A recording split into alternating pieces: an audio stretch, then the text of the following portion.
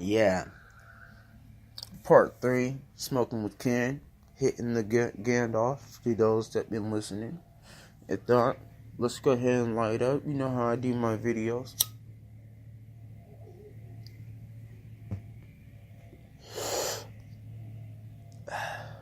That sweet product. Anyway, as we were discussing, Suge, telling or approaching Tupac with the Death Row East, which included him as co-producer, Simon, main producer, Tupac, and then establish 2 new groups that, some people around the world got the albums already. I got the albums. Still, One Nation, and his Year for Asia album.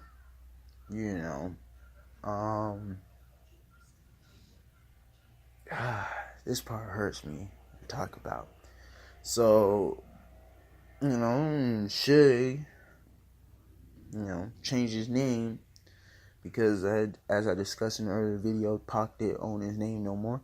So it would go underneath, Machiavelli Records, aka Machiavelli, Simon, exit Tupac, enter Machiavelli. So Pac said, "Yo, we could go ahead and do that. We could do that. We could try that." Pac wanted to leave Death Row for financial reasons because he didn't own what he got. He didn't own anything he got. For one, Suge wanted to keep that money. For 2, it wasn't just because he wanted to keep the money. It was because, he didn't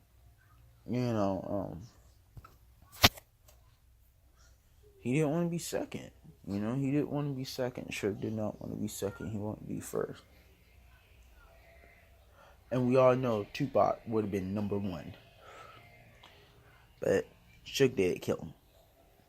Suge offered him, yo man, I scratched your back when you needed it. I need it. Scratch my back. Let me be a part of this. Not only that, you guys gotta understand that, Suge was paying a lot of money for Pac. He even says it in the Machiavelli album. What did it say? It says, I lost the train of thought. Lost my chain. He said, it feels like prophecies every day. Judge getting mad if the judge don't like us. No, I can't remember it. Can't remember it now. But if you go on Machiavelli, it's keep your head up. And he said, these prophecies got me fitting dreams. Something gonna scheme. I'm not stoned enough. I need to smoke another one. You know how I am when I smoke these indicas. I get stupid. That's why I'm sativa daddy. A sativa daddy. But he talked about how is this, how he's just paying these lawyers. The lawyers just got their hands out. He talks about that. Kiki, get down. Get down. He talks about that. No.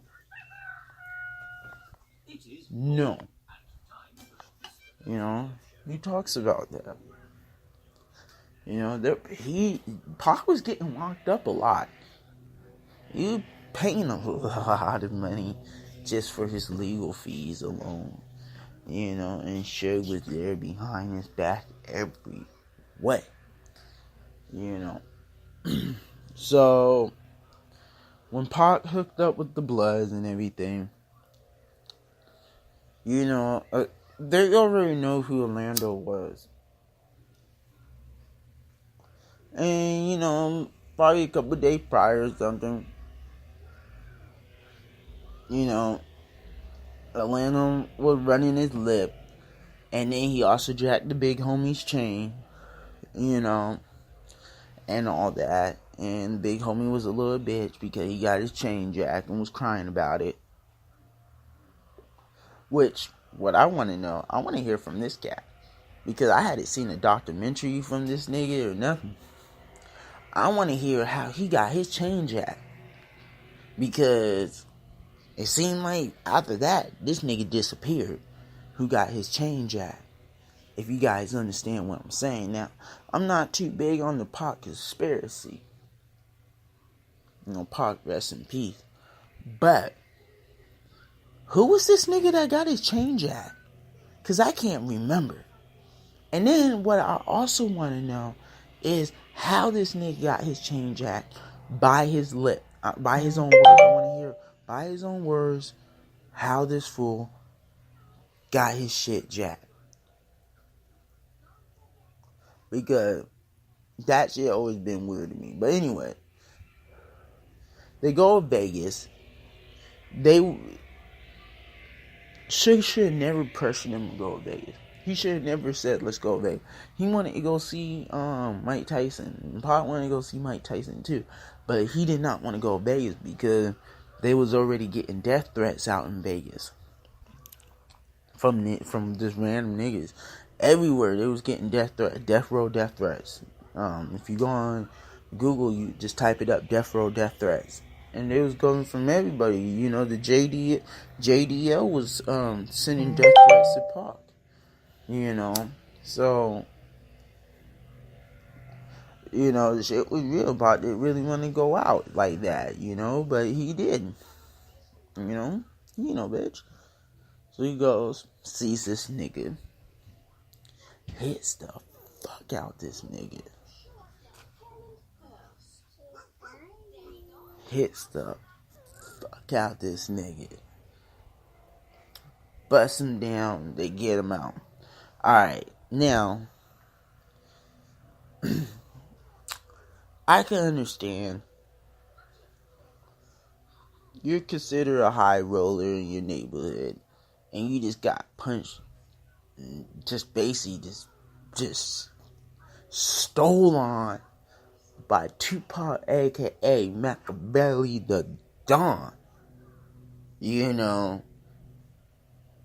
with the diamond rings, with the gold ring, and shit, and you just got kicked. You know, by a whole bunch of niggas. And before y'all be like, some of y'all be like, well, there was no blood on his face, bruh. And those face kicks it look real, bruh. Alright, this was 1996. Alright, bro. Right now, we got 720 all the way to 10K to 4K, bro. Our eyes can't even see in 4K, and we got 4K TVs. So, what they was working with back then, bruh, that's, nah, bruh, you know. You gotta take it for what it is. So, let me check on my daughter, guys. Okay, she's playing in the clothes. Anyways, so Gandalf, bro. Sorry, my friends hit me up on Marco. I got like 5 more minutes on this video, so. But, I'm on the podcast. But, you know, you gotta look at Orlando's point of view. You know, this nigga got mad, you know. I'll probably shoot a nigga for something like that, too, you know. That's just by principle. You know. Love you. Give me that. Okay, you can have it. Yeah, you know, I'd be mad, too. I'd be furious. So... But, you know, and then what came next, you know, Pac got shot. And if you ever hear Frank Alexander's, you know, testimony, he even said, he was like, man, Pac didn't even want to even leave out the hotel room after that.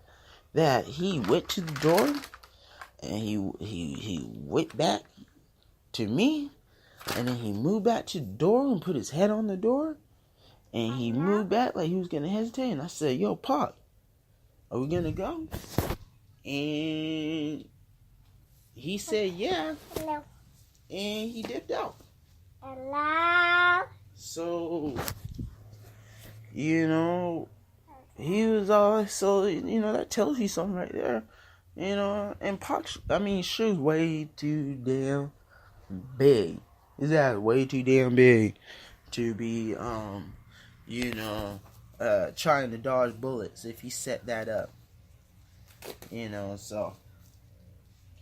And then that night we lost a fallen soldier. I mean, we lost a real soldier that night. You know, it was a sad night. That's a sad day of music. You know, you might as well say that was the death of gangster rap. You know, cause no one really did it better. I mean, there was people that did it. I mean, kept it alive, but not like Pac, not like Machiavelli. So I mean, you know, but at the end of the day, you know, he gave birth to something, and you know, he always sat on top, and you know, he'd never lose. So, but and would to this day always be my favorite rapper, and I still listen to him to this day. Sounds way better than half this crap that's playing on the records, on the radios these days. That's garbage. So, you know, I'm cool with it. But when Pac died, Suge died, you know, and he always gave and made sure Pac's family was taken care of. Why you think no one from the Outlaws or anyone can really talk trash about Suge? You know, they can't. You know, except freaking Daz and Suge and Dre, because you know, for every lawyer nigga, you got grimy niggas. You know, and you know, Pac. I mean, Suge was a grimy nigga. Snoop was a grimy nigga. Snoop should have never went on the radio and said what he said. You know, he should have kept quiet about that. You know, Pac probably would never went to Vegas. Snoop probably when Snoop probably would say, "Yo, you going to Vegas, cuz?" You know, Snoop probably could have downplayed that real good and prevented all that. You know, but because he ran his lip, that right there was just, you know, I don't want to talk about it because it fucks with me. You know, it fucks with me because Pac got me through some hard times. You know, he got me through some hard times. Made me feel like, you know, he knows what I'm going through. He understands, you know, and he's trying to give me a solution, you know. And sometimes I just gotta hear the reality, you know, our reality, you know. And Suge, that messed Suge up for a while. That's why the business went down. Because when you lose a close homeboy like that, it's no longer about money. You got hit too. Niggas trying to kill you. You know, you just try to do what you can do to survive. And rest in peace, Pac, aka Machiavelli. Alright, guys, thank you for listening. Smoking with Ken. Stay 420 happy and smoke all day, every day.